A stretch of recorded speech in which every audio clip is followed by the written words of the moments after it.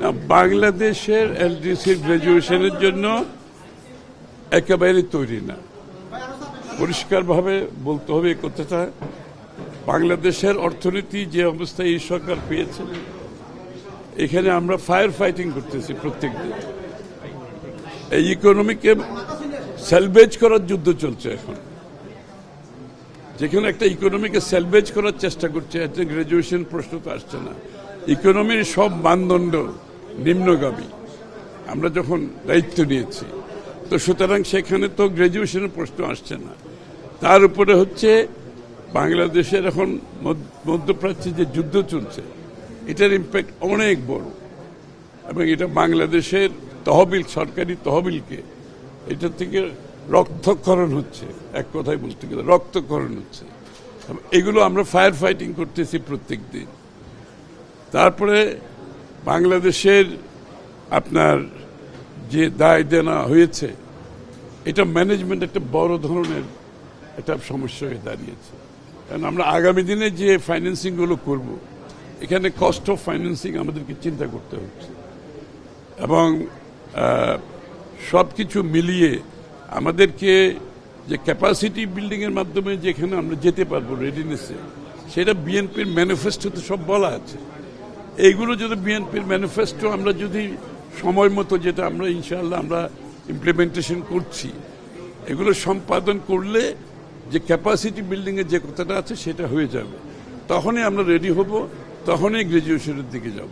এই মুহূর্তে গ্রাজুয়েশনের দিকে যাওয়ার কোনো সুযোগ নেই।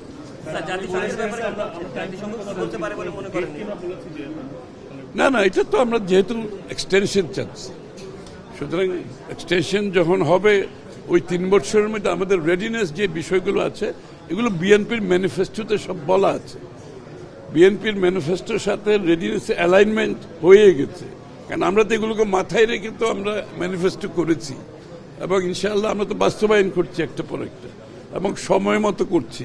সুতরাং আমরা মনে করি এগুলো সমাপ্ত করতে পারলে আমরা রেডি হব, তখন আমরা গ্রাজুয়েশন। আমরা চাইলেই কি পিছাতে পারি না, এটা তো কাজ চলছে। এটা এখন বর্তমানে যে পটিয়ারের রিপোর্টটা যাবে, তারপরে একুশকে যাবে, এটা পরে জেনারেল অ্যাসেম্বলিতে যাবে। তো বাংলাদেশের কেস তো খুবই স্ট্রং, যেগুলো আমি বললাম।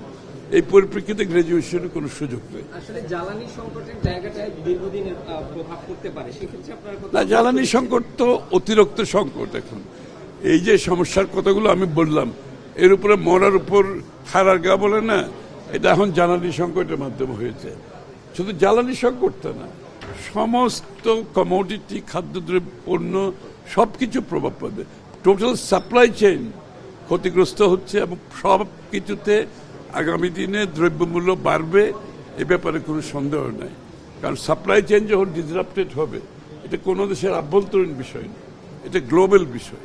আমেরিকাতে তেলের দাম দ্বিগুণ হয়ে গেছে, শ্রীলঙ্কাতে 25% বাড়িয়েছে, আমরা কিন্তু এখনো বাড়াই নাই। কিন্তু এই বিষয়গুলো তো না বাড়িয়ে কতক্ষণ আপনি থাকতে পারবেন?